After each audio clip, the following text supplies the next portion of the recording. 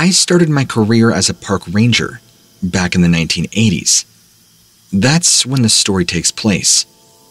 I was actually an interpreter at a small state park in Utah and lived there year-round. We didn't have any hotels or apartments for us, so we were supplied with 2 trailers in the park for us to live in. Aside from the 2 trailers, there were just a few other buildings like restrooms and storage units.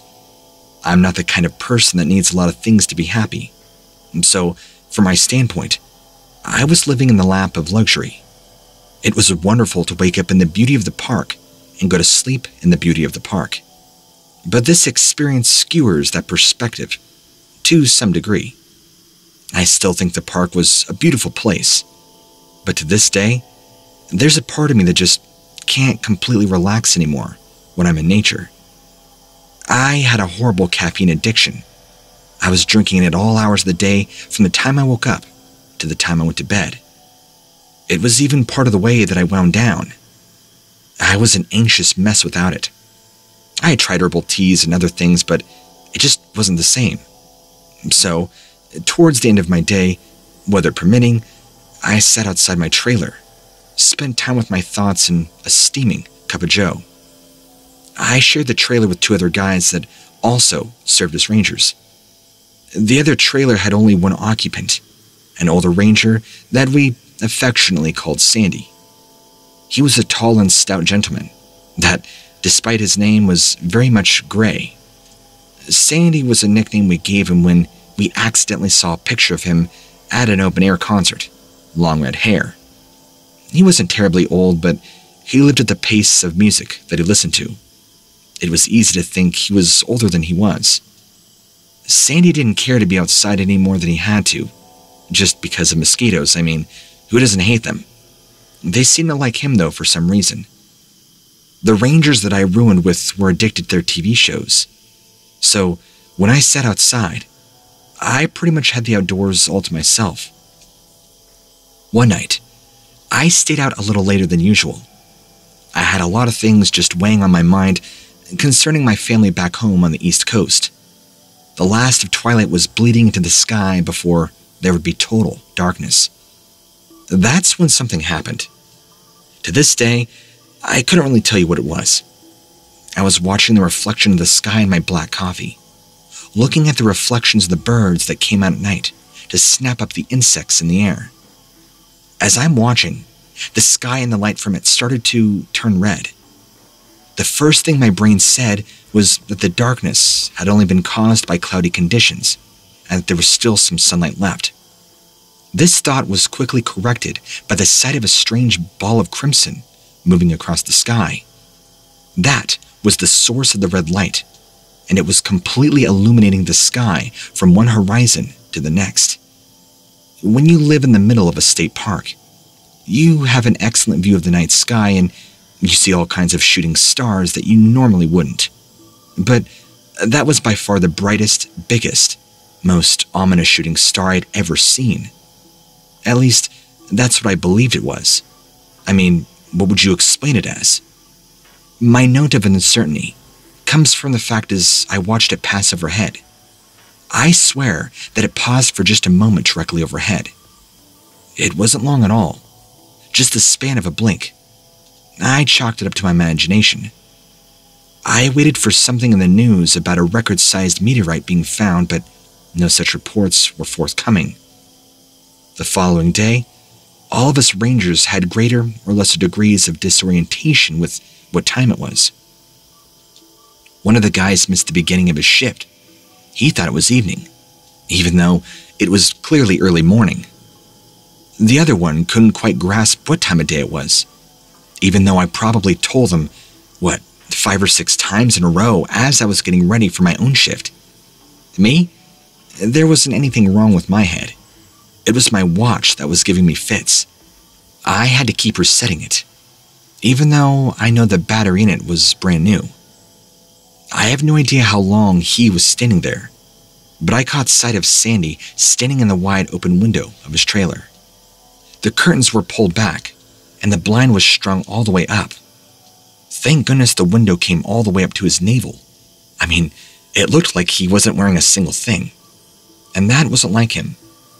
Despite being a child of rock and roll, he had his dignity and decency in his old age, especially as a ranger, someone to be revered and respected. But he was so motionless that I almost questioned if it was cardboard cut out of him and he had gone to some length to play a prank. After a few seconds, he gently swayed with the rhythm of his breathing, so I knew it was him. I called out to him, asking him if he was okay and if he needed anything. He didn't answer, so I wondered if perhaps he was sleepwalking, but it was far too early for him to have gone to bed. I stared at the shallow coffee in my cup and I molded things over. I got up, knocked on Sandy's trailer door. I figured that if he was sleepwalking, perhaps the noise would wake him up. There wasn't a sound from the inside. I leaned back to look at the window and he was still standing there, just staring out. Hesitating, I at last reached out to open the door. When I did, I nearly jumped to the ceiling because Sandy was standing right behind the door. I hadn't even heard him make the trip across the floor to come over to the door. Sure, it was an older trailer and Sandy was not a small man. I've heard a creak and groan under him before, and I should have heard it then. So I tried asking him several questions. He ignored all of them. I waved my hand in front of his face and he didn't do so much as blink. It was when I tried to push past him and enter the trailer that he reacted quickly and very harshly. With one arm, he pushed me out of the doorway and down onto the ground. I was winded from both the impact from the display of brute strength. On any other day, the look on my face would have gotten some kind of reaction from Sandy, but there was no flinching, no blinking, nothing. I went to go raise the other rangers to give me a hand with Sandy. I was pretty sure that we were going to have to be calling an ambulance for some reason. By the time they were decent enough to come outside, we went over to the trailer, but there was no sign of Sandy. They began telling me I was pranking them, and I swore up and down I wasn't. No more than 10 minutes later, several blue uniforms pulled up in police cruisers, asking us to identify a body. It was Sandy. They had found him clear on the other side of the park. Now, this park isn't small in the least bit. It would have taken Sandy at least a day and a half to get where he was found. His face was in very bad condition.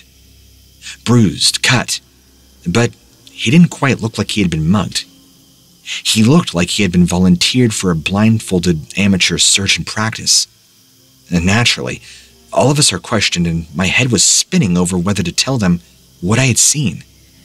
Saying that I knew nothing would look very suspicious. Telling them everything I knew, well, you could see where this is going. So I went ahead and told our questionnaires everything that I thought I knew. To my surprise, I got no reaction from them at all. No nods, no funny looks, nothing. They made some notes, left us alone, and never came back. Over the years, I try and look back and just try and fill in the missing blanks. Everything from that strange light that I saw when I thought was Sandy blocking my way into the trailer, and even the investigation that we were subjected to. The more I think about it, the deeper the shadows around the facts continue to grow. I want to know more, and at the same time, I don't.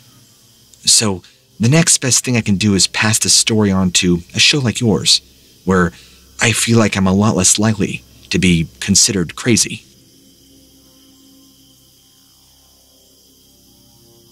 I was a park ranger back in 2001. I was living out in Cape Cod, Massachusetts at the time in a cabin with another ranger. He and his wife were renting for me. I had been working there for just over a year when the events of my story took place.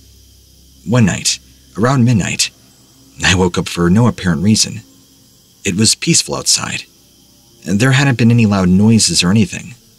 My bladder wasn't exactly bursting, but I knew that it would be a good idea if I got up and took care of business.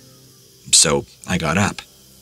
Out of habit, before and after using the restroom, I looked at myself in the mirror for no good reason. This is usually accompanied by a deep sigh and a remark of how I'm only getting older. There is something peculiar about my reflection, and I hadn't noticed it on the first sigh. I only noticed it after a couple of blinks. I started blinking rapidly just to make sure that I wasn't imagining things. My reflection was a half second behind me and everything that I did. When I raised my hand, it took my reflection, a slight delay before it ever raised its hand.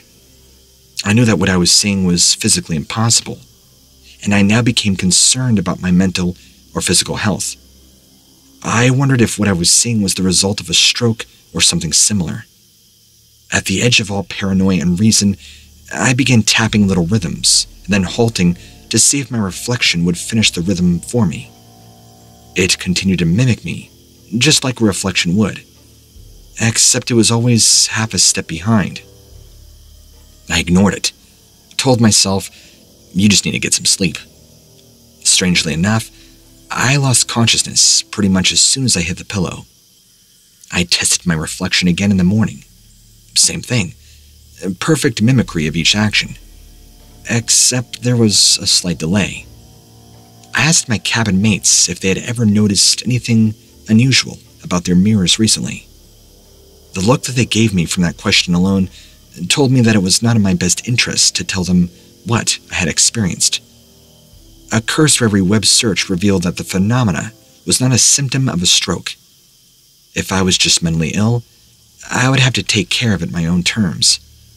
I kept waking up at the same time each night, around midnight.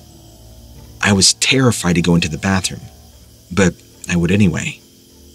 As if that time would be the time that I look in the mirror and everything is okay, and back to normal. Well, it never got back to normal. And finally, one night, I took my phone to the bathroom with me. It was 2001, so the cameras on the phones were just now starting to get pretty good. I did my thing with the toilet, checked myself out of the mirror, but I opened the camera on my phone down next to my hip. When I walked away to go back to bed, I held the phone up, aiming the camera behind me. I stopped the recording when I got into bed and watched the footage. Over my shoulder, the camera had recorded my reflection, continuing to stare at the back of my head. It smiled that a way I don't, but then I saw it, and I saw the camera lens and swiftly turned around to match my position, but it was too late. I tried showing it to my cabin mates, but there was no way to explain convincingly through that footage that my reflection was operating independently of me. The simple fact that there was not another recording of me and myself carrying out actions independently of my own reflection. They told me I was pranking them and that I needed to simply quit. As soon as I could, I got out of there.